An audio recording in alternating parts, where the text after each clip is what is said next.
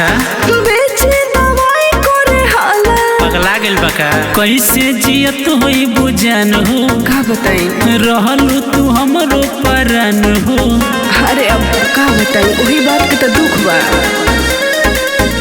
और सपनों में रोज चिल्लाला तोहरे नु कमी बा बेचे दवाई करे हाला कैसे जियत होई बुझान हो का बोले रहलू तू हमरो परान हो।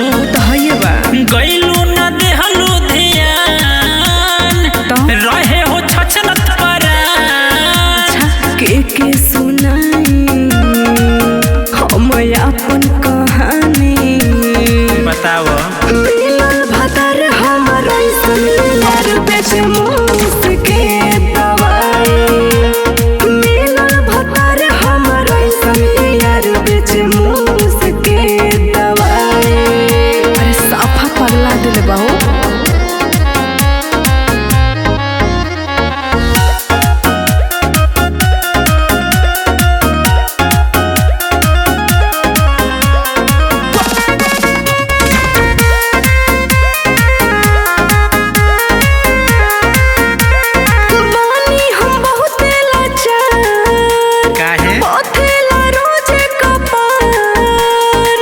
बोला न कहबा विचार